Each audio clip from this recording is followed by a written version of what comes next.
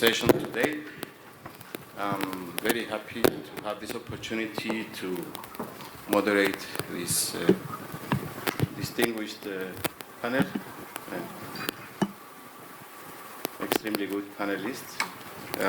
In this panel, we will hear from experts in the shipping industry about the current state of shipping decarbonization efforts, shipping's technological feasibility on exploring short and long-term solutions to reduce emissions, and identify economic prospects, challenges, and opportunities for the industry to achieve its decarbonization goals. I'm going to introduce panelists in this session. I have on my port side, right next to me, Mr. Andreas Chrysostomou, Chief Strategy Officer of Tototheo Maritime, Mr. Prabhat, Group Managing Director of MSC Shipmanagement Limited, Professor Elias Yfantis, Senior Scientist at the CMMI, the Cyprus Marine and Maritime Institute, Mr. Dimitris Solomonides, Chief Technical Officer of Lemissoler Navigation, and Mr. Andreas Hadjipetrou, Group Commercial Officer, Chief Commercial Officer and Managing Director of Columbia Shipmanagement. Thank you for being with us today. I'm going to do a short introduction about the topic we're going to discuss, and then I will give the floor to our panelists. The shipping, as mentioned already from the previous speakers, especially from Harry, the shipping industry is a crucial component of the global economy, facilitating for the movement of goods, materials, and commodities around the globe. However, it is also one of the most significant contributors to greenhouse gas emissions, responsible for around 3% of global emissions. In response to the urgent need to reduce carbon emissions and mitigate the effects of climate change, the shipping industry has committed to decarbonize its operations. The International Maritime Organization has set an ambitious target to dramatically reduce carbon emissions from the shipping industry by at least 50% by 2050 compared to the 2008 levels.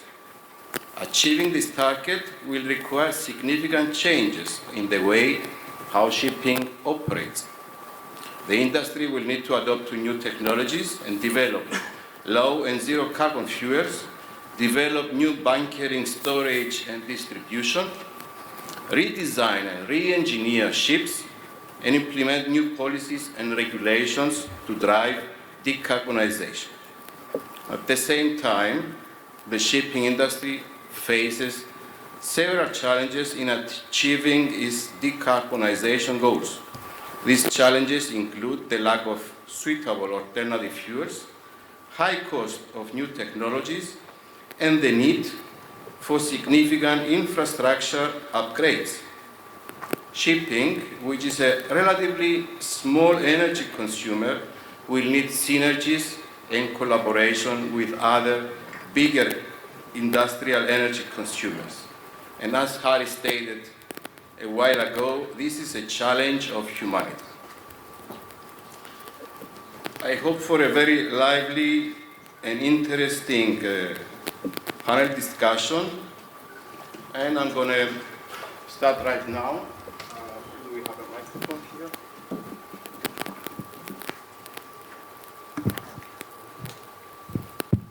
Very good. Andreas, you have been chairing MEPC for a decade or even more. Do you believe that the regulators caught the industry, the shipping industry, by surprise? Is that the $1 million question? Not yet. The immediate answer would be no, because the story starts in Rio de Janeiro in 1992. But that was no part of the UN. It was UN initiated. But anyway, The answer is no for me, because in 1992 we saw the signs. In 1994 we had the UNFCCC. In 1997 we had the Kyoto Protocol. In 2005 we implemented the Kyoto Protocol. In 2009 we had the Copenhagen Accord. And in 2015 we got the Paris Agreement. The reason that the industry might be caught by surprise is the Paris Agreement. Many people did not expect the developing countries to join forces with the developed world. And that's where Kari is absolutely right. IMO was captured by the UNFCCC. So in other words, simply my answer is yes and no. As someone who knows the history, I would say no, I saw the signs. For someone who doesn't, yes, the Paris Agreement came into a shock, and IMO was actually strapped in a way that couldn't do otherwise by rushing to have a plan. No well-thought plan, in my opinion. But whatever the answer is at the end, that's what we have and that's what we're working. Thank you.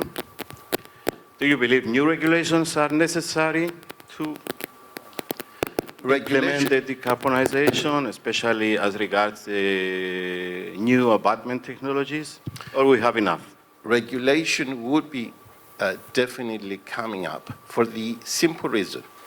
You are not going to go from carbonized industry to decarbonized industry, in other words, net zero, without a transition period. The transition period requires to have abatement technology, like carbon capturing on board. It requires you to experiment with alternative fuels, if anyone makes it, because I agree with Harry again. From my research, I don't see anybody being a forerunner. But you also have to have technology assisting you, whether that is hardware on board or whether that is digital technology, which that we are specialized on. And obviously, certain things might go wrong, and therefore either you're going to sort them out by your own industry, in other words, self-regulation, or you're going to be imposed regulation by national authorities, regional authorities, or by the international community. I have a third question for you, but I will move on with the next, our next panelist, Mr. Jha, and then, okay. I have another question for you, but I will come later. I would like to give the opportunity to all panelists to take the floor, since our time is quite limited, so I would like to cover many things as much as possible.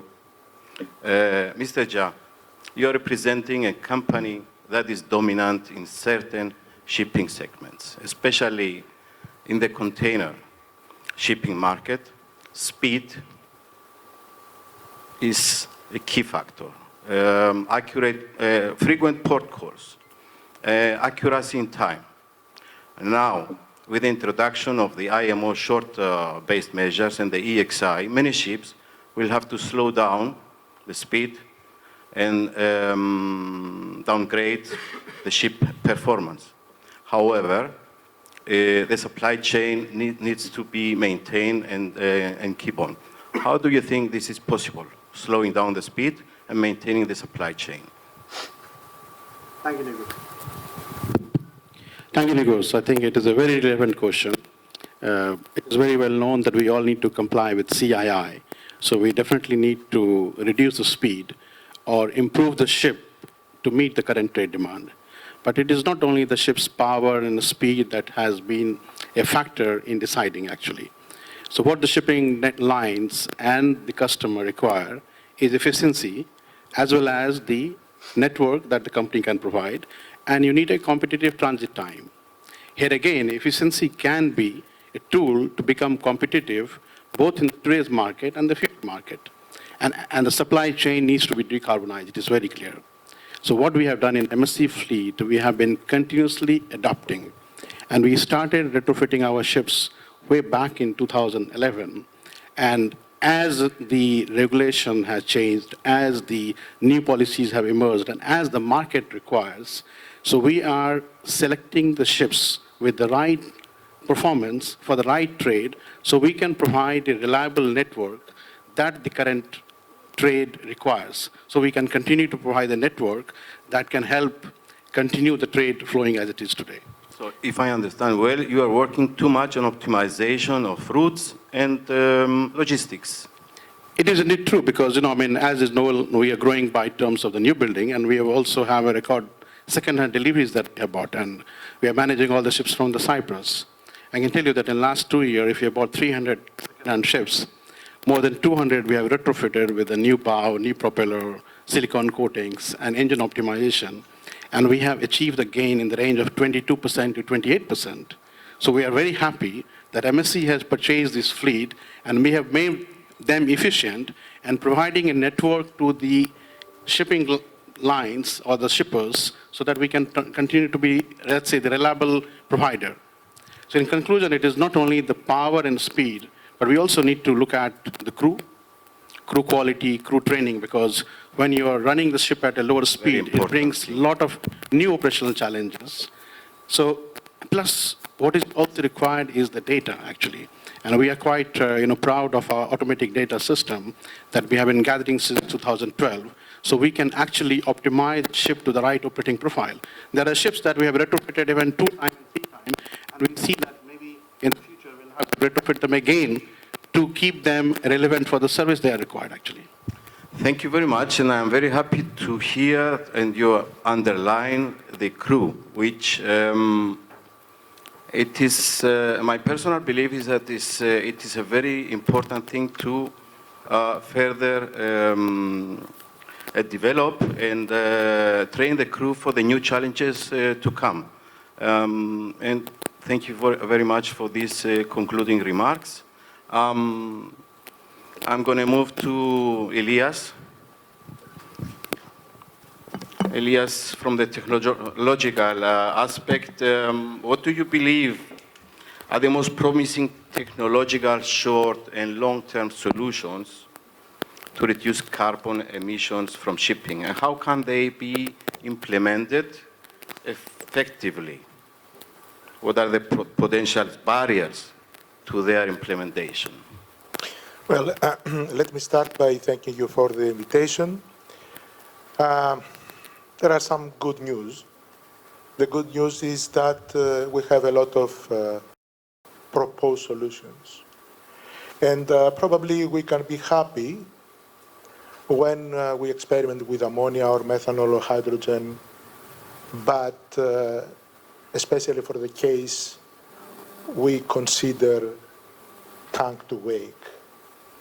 In case we have to consider well to tank, class tank to wake, then... Can you explain this in a simple way so that they're not technically... I mean, we can have engines that burn instead of fossil fuels. They can burn hydrogen. This is very good because the result is water.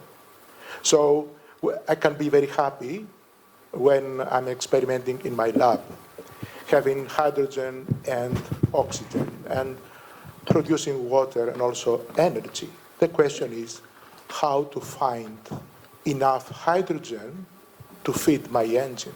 And the question is not about money. Because I have heard Harris, he said we need some trillions. Okay, let's say... 2 trillion. Let's say we have these trillions. What about the science? Because there are no viable solutions. First, in terms of life cycle analysis, I mean starting from well, where to find, what is the raw material I need, and then go to the supply chain and then feed the engine. The question is this: decarbonization is not a problem for shipping. It's a problem for the planet. So what we have to say is that we need to prioritize and say, okay, I have easy to abate sectors and hard to abate sectors. Because what is the reality now? And what is the paradox? In reality, we have the shipping sector with a 2.8 contribution to global greenhouse gases. And we have the paradox, a ship to be penalized because it produces CO2 and at the same time it transports coal.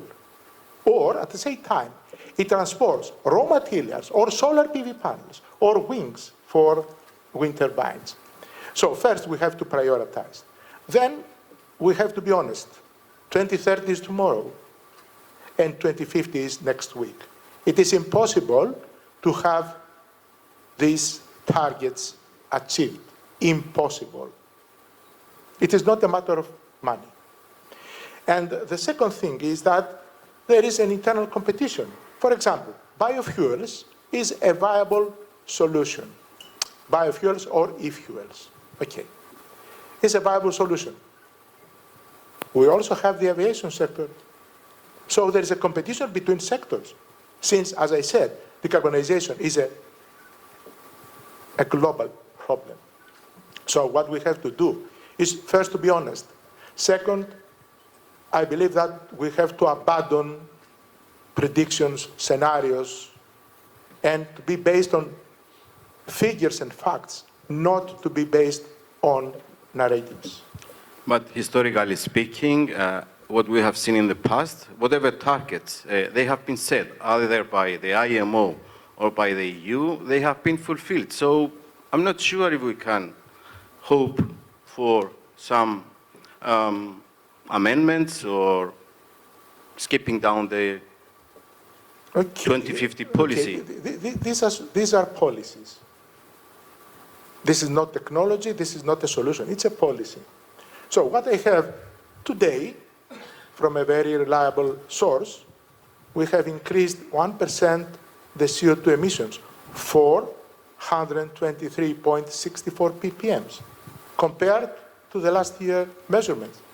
Good thing to we hear. have paid a lot of money in investing in renewable energy sources. When we refer to e-fuels, we mean that I have methanol, hydrogen, I have all these alternative fuels coming from renewable energy sources. How can we invest? How can we have this raw material to build all this infrastructure? It is just impossible. Thank you, Elias. Very interesting views. Thank you very much.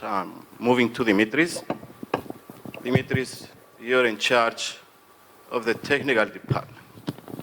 Can you sleep well during these days in the evening? Well, I've been working in the shipping industry for 30 years, more than 30 years.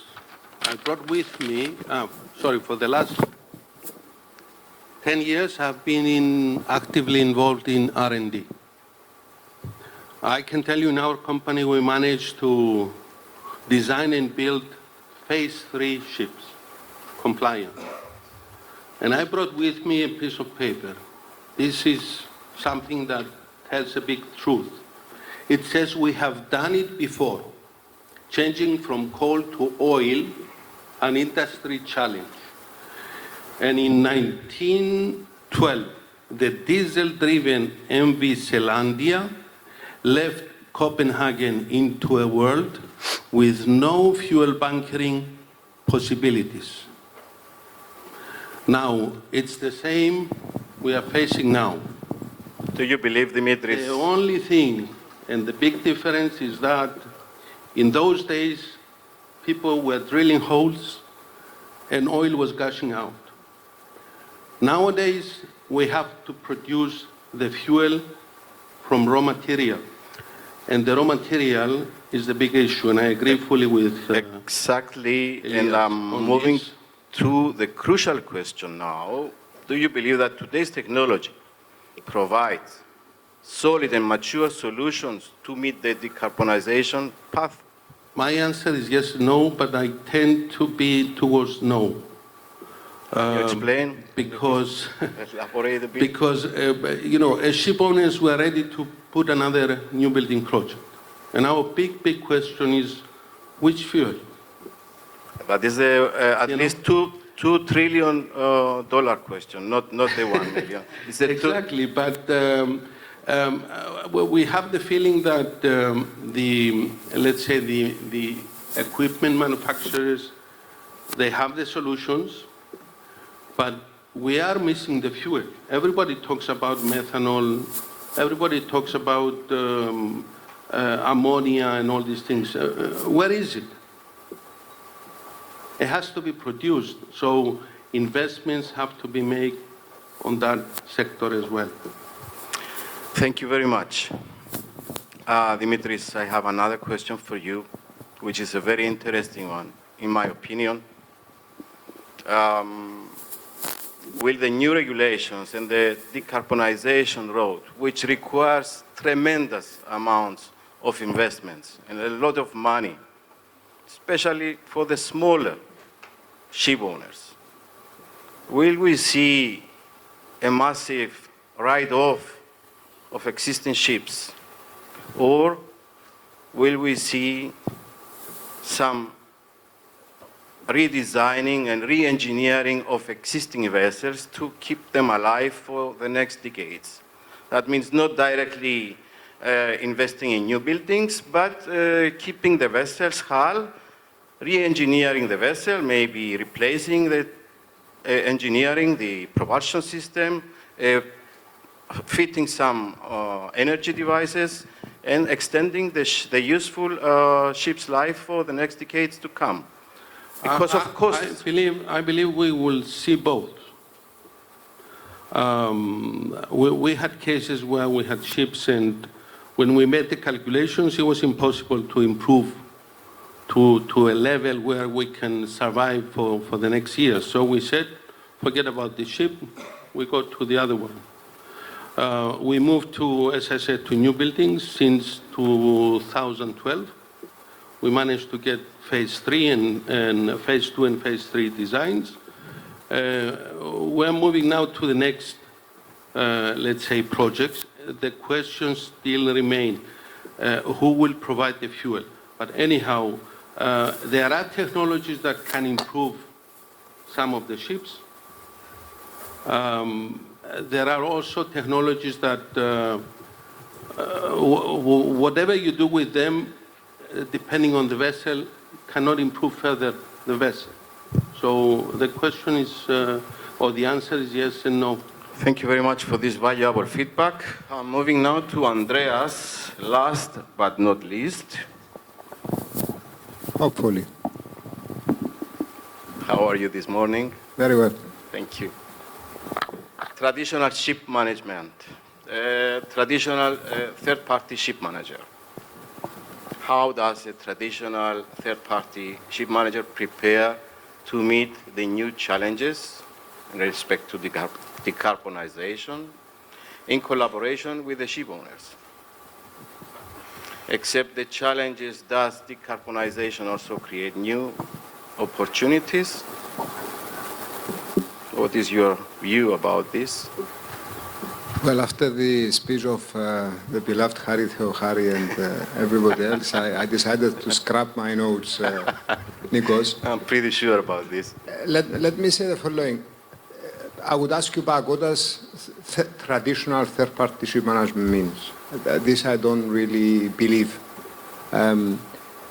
For the time being, and what applies to us, and I believe to all managers, I would call it a second-party management, at least in the sense that the available technologies, the shortening of the communication channels with different parts of the world, the social media and everything that basically govern what we do on a day-to-day has brought everybody closer together. So the subject of decarbonization, as an example, is a subject where we have common goals, we have common targets, we have common challenges, and irrespective if you are a ship owner, a manager, a service provider, you are trying to find the best possible solution to fit your own business model for the time being. The problem you basically have is that nobody really knows what's going to happen in 10, 15... So are you planning any new development of any new services? We have not stopped doing that, but I will not talk about what we do. I will just say that we have to work together with the industry partners in all different areas so that we create the day of tomorrow. If I take just a panelist here, Andreas, working for a technology company, we work very closely together with them on various projects, including the performance optimization, the control room that we are utilizing as an organization.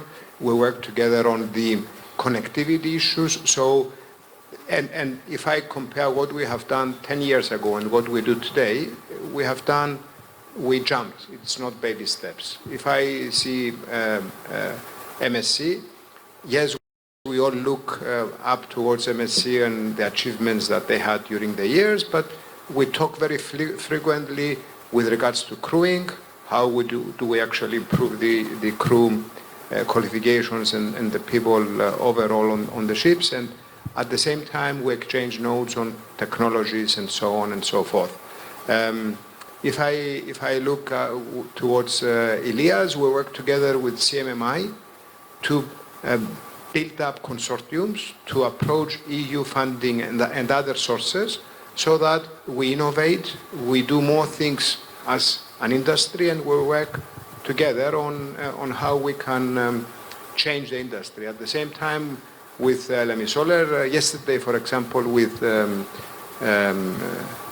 Philippos Philis, we have been discussing how do we actually position ourselves with regards to the carbon trading, the carbon capturing concept.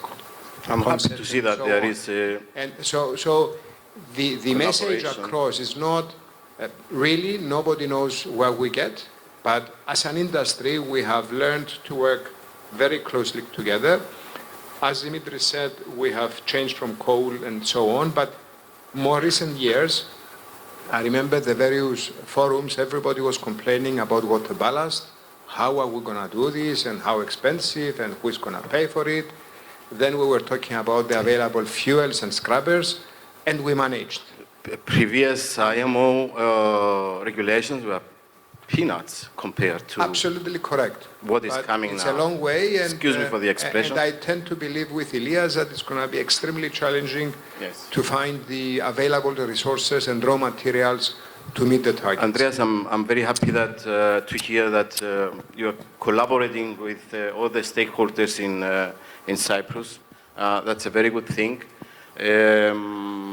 Through your day-to-day where you have a lot of collaborations also with the ship owners that entrust you the ship management of their ships.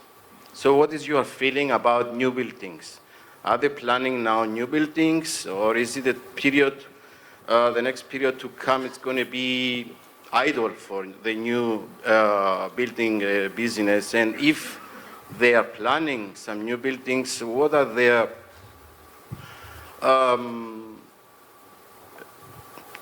technological favorite in respect of the new fuels to come? Do they have a clear opinion, or it's all a gray area? Well, I'm definitely not the expert on new building advice, but what I see as dealing with our clients, obviously there is a tendency of a question mark. What will the next day bring? There is a group of ship owners that they believe that the new regulations will bring slowdown and hopefully for them increased returns on their current investments. Looking into the future and new buildings, obviously they are considering how do they optimize the fuel efficiency and lowering the carbon footprint in general. What we see, at least on our side, is that there is a lot of emphasis on methanol, but everything is, it doesn't mean you build ships. Everything is liquid. It's methanol ready. It doesn't mean you invest in everything is liquid. Ready. So, thank you, Andreas. Mr. Ja, would you like to top up a bit about this issue? I'm pretty sure this is a very interesting thing for you. You're massively planning and building new buildings. As is well known, I mean, MSC has order book of almost 2 million TEU, and the question is not why we have gone for, say, the LNG. The question is also because we have an obligation to provide a network so that you don't worry about paying twice of what the people have paid as a COVID-19. Are we ready to pay for that money?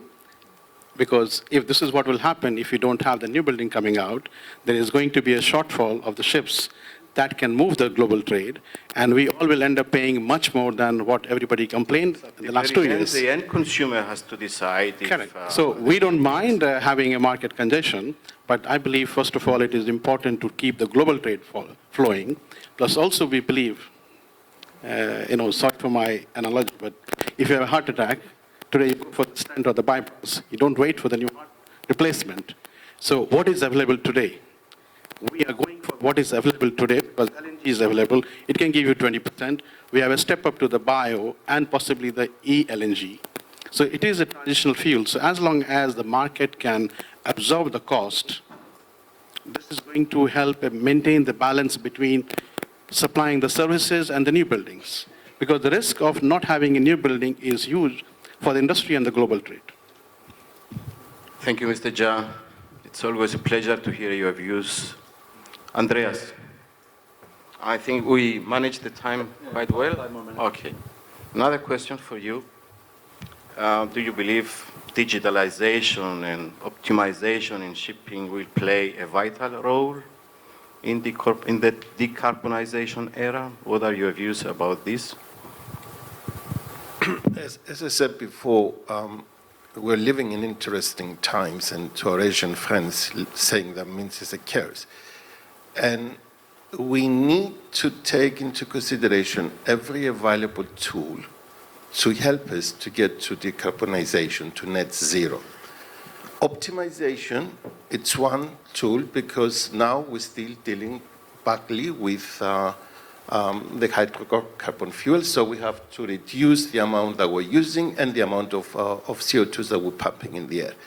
Digitalization definitely is needed because without digital data, without digital equipment, without digital use or knowledge, you will not reach the maximum to optimization.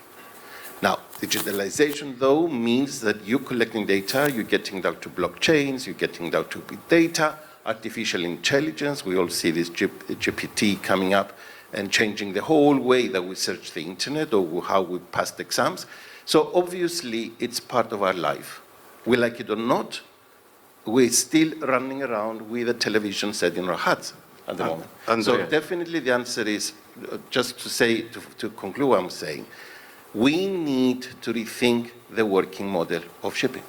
Andreas. Because the consumer, the end user, had never in the past, mainly in the bulk sector, I would not go to the container or the cruise industry, have decided what's going on. But now, they are the ones that they have to foot the bill. Andreas, yes. Does it make sense to do some route optimization and planning and then for some unpredictable reasons to wait for 3 days or for 1 week outside the port?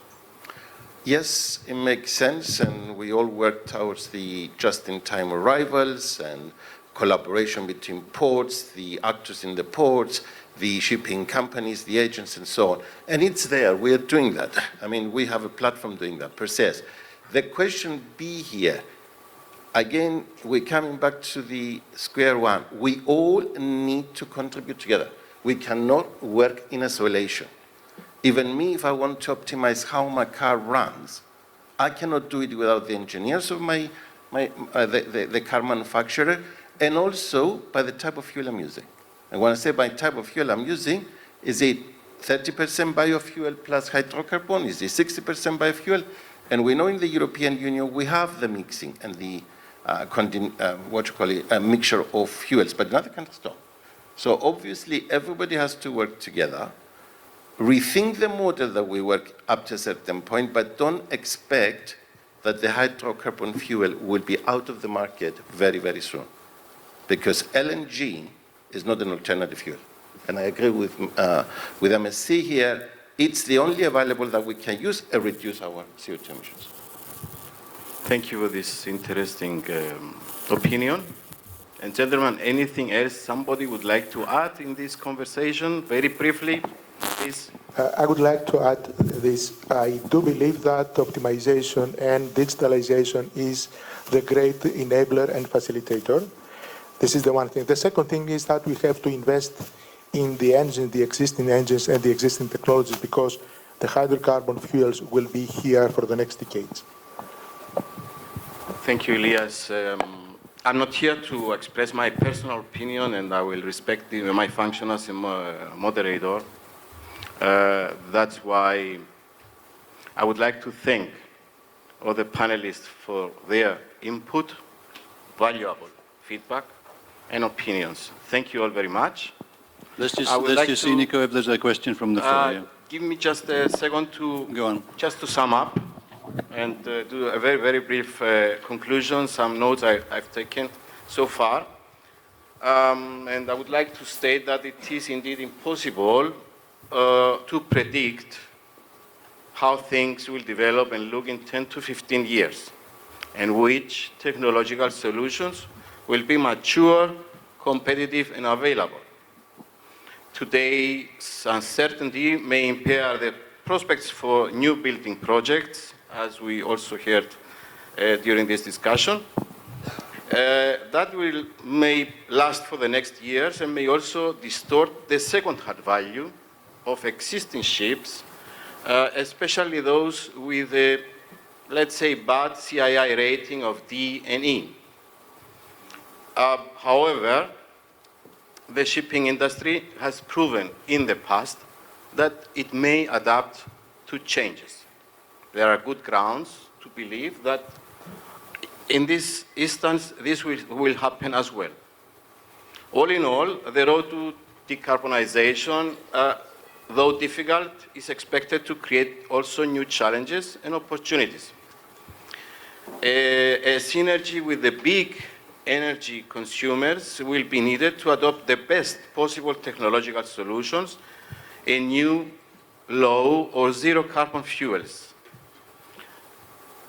And since I would like to remain optimistic, I would like to close by quoting Friedrich Nietzsche, a German philosopher: "What does not kill me makes me stronger." Thank you very much. Thank you, Nico.